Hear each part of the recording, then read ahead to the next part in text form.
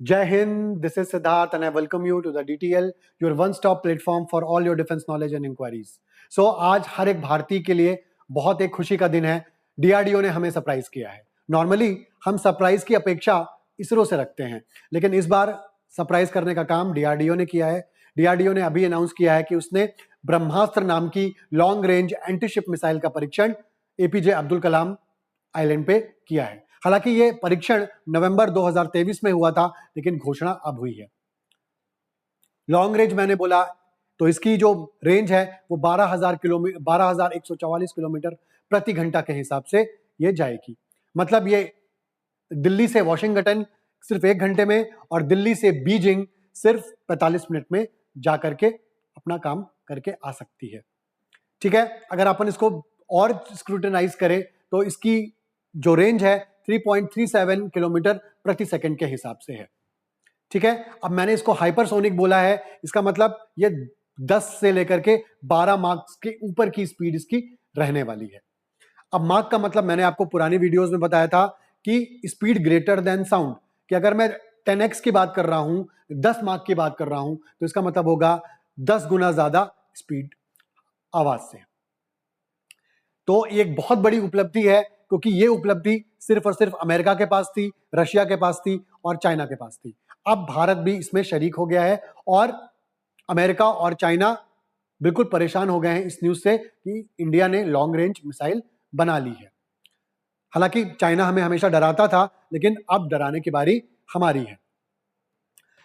अब बात करते हैं कि जो हमने ब्रह्मोस क्रूज मिसाइल बनाई थी रशिया के साथ मिलकर के, उसको काफी ज्यादा हमने एक्सपोर्ट किया, जैसे कि फिलीपींस को दिया, ताइवान इंटरेस्टेड है, वियतनाम इंटरेस्टेड है, सऊदी इंटरेस्टेड है, इजिप्ट इंटरेस्टेड है, तो कई सारे देश ऑलरेडी इंटरेस्ट दिखा रहे हैं। तो हम इस तरीके के टेक्स्ट बना करके हम काफी ज्यादा इसको एक्सपोर्ट कर सकते हैं और विदेशी मुद्रा पा सकते हैं। ठीक है, तो अब ये मिसाइल का अभी हमने क्यों अनाउंसमेंट किया है? इस मिसाइल का अनाउंसमेंट हमने अभी इसलिए किया है क्योंकि अब हम 3 फ्रंट वॉर के कगार पे खड़े हैं। ठीक है, चाइना भी हमारा दुश्मन तो है ही, पाकिस्तान भी हमारा दुश्मन है, और बांग्लादेश नाम का एक पहले जो हमारा दोस्त हुआ करता था, वहां पे कुछ पावर को लेकर के स्ट्रगल हुआ और जो वहां की मोहम्मद यूनिस की जो गवर्नमेंट है वो अब पूरी तरीके से एंटी इंडिया हो चुकी है।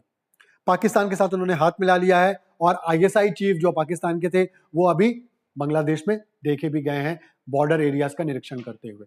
तो इस तरह की मिसाइलें दिखाना हमारे लिए बहुत ज्यादा जरूरी था। अमेरिका भी जो हमें टैरिफ के लिए हमेशा ब्लैकमेल करता रहता है, हमने कावेरी के लिए इंजन मांगा था। अगर अपन पहले से बात करें तो हमने पहले सुपर कंप्यूटर मांगा था, सुपर कंप्यूटर हमें नहीं मिला, हमने खुद बना लिया। क्रायोजेनिक इंजन 1992 में हमने रशिया से मांगा था, लेकिन अमेरिका के दबाव में रशिया ने हमें देने से मना कर दिया, हमने 10 साल बाद बना लिया। तो अमेरिका ये ना सोचे कि हम कावेरी इंजन के लिए उन पर आश्रित हैं, हम F404 इंजन के लिए उन पर आश्रित हैं, F414 के लिए उन पर आश्रित हैं। कुछ टाइम दीजिए, हम कावेरी इंजन का 73 किलो न्यूटन हमने ले ही लिया है, 90 की जरूरत है, वो भी हम कुछ सालों में बना लेंगे। और अमेरिका भी ये बात जानता है, इसलिए रोल्स रॉयस ने हमें ऑफर दिया है, हम आपकी हेल्प करेंगे।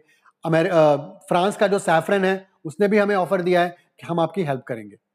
तो आजकल की जो दुनिया है वो चमत्कार को ही नमस्कार कर रही है। चमत्कार दिखाने पड़ेंगे, अपनी कैपेबिलिटीज दिखानी पड़ेगी। जैसे अभी रशिया ने अपनी एक बहुत लॉन्ग रेंज मिसाइल का परीक्षण किया था, तो उसने पॉसिबल डेस्टिनेशंस को उस मिसाइल के प्रॉपरली दिखाया था कि हम इस शहर को इस इतने मिनट में पहुंच सकते हैं। तो ये कोई उनके ऊपर छोड़ नहीं रहा है, लेकिन हमें आज की दुनिया पे अपनी पॉसिबिलिटीज दिखानी बहुत ज्यादा जरूरी है, क्योंकि दुनिया हमें फिर एक बैकवर्ड नेशन समझने लगती है। पहले इंडिया हुआ करता था कि अलग अलग चीजें अलग अलग नेशंस के साथ खरीदता था। हमने कोई एक पावर सेंटर नहीं बनाया, हमने अमेरिका से भी चीजें खरीदी, हमने इजराइल से भी चीजें खरीदी, हमने फ्रांस से भी चीजें खरीदी, हमने रशिया से भी चीजें खरीदी। तो इंडिया ने ये पावर का बैलेंस बना के रखा और सबसे बराबर बराबर हमने डिफेंस इक्विपमेंट्स लिए। लेकिन अब बारी है एक्सपोर्ट करने की। तो इस तरीके की चीजों को बना करके हम धीरे के धीरे दुनिया को ये संदेश देना चाह रहे हैं कि इंडिया भी अब एक्सपोर्ट्स के मामले में, डिफेंस सेक्टर के मामले में काफी ज्यादा अब एग्रेसिवली आगे बढ़ रहा है। कहने में आया कि इंडिया अब एक मिलिट्री डिफेंस कॉम्प्लेक्स बना रहा है, और जैसा कि आपने देखा होगा कि नाटो और ईयू के बीच में काफी ज्यादा स्किर्मिशेस चालू हैं, अब उन दोनों में बन नहीं रही है। यूरोपियन यूनियन के कई सारे देशों के पास अपने खुद के हवाई जहाज बनाने की टेक्नोलॉजी थी, लेकिन वो हमेशा अमेरिका पे आश्रित रहते थे। अमेरिका अपना F-16, अमेरिका अपना F-18 हॉर्नेट, F-35 उन्हें देता था, और वो पूरी तरीके से अमेरिका के टैक्स पे आश्रित थे। लेकिन अब अमेरिका के साथ जिस तरह से उनका संबंध विच्छेद हो रहा है धीरे धीरे, तो उसे एक और पार्टनर की जरूरत है, और इंडिया उन्हें एक अच्छा पार्टनर के रूप में दिखाई दे रहा है। इंडिया को भी एक अपॉर्चुनिटी मिल रही है कि हम यूरोपियन यूनियन के साथ डील करें, जैसे बेल्जियम के साथ हमारी डील हुई, फ्रांस के साथ हमारी डील हुई। Pinaka multi barrel rocket launcher के लिए फ्रांस ने भी बोला है कि हमें पसंद है, अमेरिका ने भी बोला है कि हमें पसंद है। हमारी हावित्जर भी कई सारे नेशंस को पसंद आ रही हैं, और कई सारे नेशंस हमारे डोमेस्टिक इंडस्ट्रीज के साथ डील भी कर रहे हैं। तो ये एक बहुत अच्छी चीज है इंडिया के लिए, एक बहुत अच्छा एक विंडो खुलने वाला है जिससे हम इनके साथ कुछ सीख सकते हैं। ठीक है, जैसे फ्रांस बहुत अच्छे फाइटर एयरक्राफ्ट बनाता है, BAE सिस्टम्स है यूके का, वो भी बहुत अच्छे एयरक्राफ्ट बनाता है, रोल्स रॉयस इंजन्स बनाता है। ठीक है, इजेक्शन सीट्स दुनिया में जो सारे एयरक्राफ्ट में लगती है फाइटर एयरक्राफ्ट में, वो यूके बनाता है। जर्मनी बहुत अच्छी सबमरीन्स बनाता है, इटली बहुत अच्छे अटैक हेलीकॉप्टर्स बनाता है। तो हमें लोगों से, अलग अलग नेशन से ये सीखने का बहुत अच्छा मौका है, क्योंकि नाटो को से अलग होने के बाद EU अब एक नए पार्टनर की जरूरत है। चाइना के टैक्स पे तो भरोसा कोई कर नहीं सकता, क्योंकि चाइना के टैक्स के बारे में किसी को नहीं पता है, वो सिर्फ पेपर्स में है, कभी किसी वॉर तो लड़ा नहीं गया है, और उसके एग्जैक्ट नंबर्स के बारे में भी हम नहीं कह सकते। ठीक है, वो दुनिया पे दबाव डालने के लिए कह देगा कि हमारे पास 5,000 हेलीकॉप्टर हैं, हमारे पास 10,000 फाइटर एयरक्राफ्ट हैं, सिर्फ दबाव डालने के लिए। लेकिन रियलिटी क्या है, तो कोई भी नेशन उसके साथ जाना नहीं चाहेगा। तो इंडिया के लिए ये एक बहुत अच्छी अपॉर्चुनिटी है। ठीक है, तो अब हमें अपनी 22,000 किलोमीटर की जो टेरिटरी है उसको अच्छी तरीके से संभाल के रखने के लिए, उसको प्रोटेक्ट करने के लिए हमारे पास अलग अलग तरीके से मिसाइल सिस्टम्स मौजूद हैं, और हमारे पास लॉन्ग रेंज एंटीशिप मिसाइल की जरूरत थी जो अब कंप्लीट हो गई है।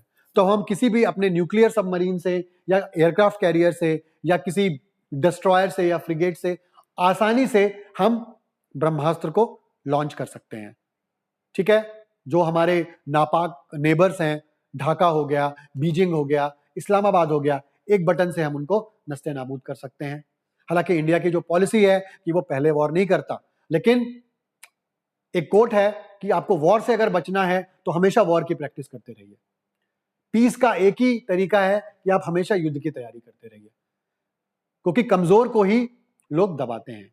तो इंडिया अब कमजोर नहीं है, इंडिया के पास वो सारे टैक्स मौजूद हैं जो एक एडवांस नेशन को चाहिए, और आने वाले 10 सालों में इंडिया अपनी प्रेजेंस जरूर दिखाएगा।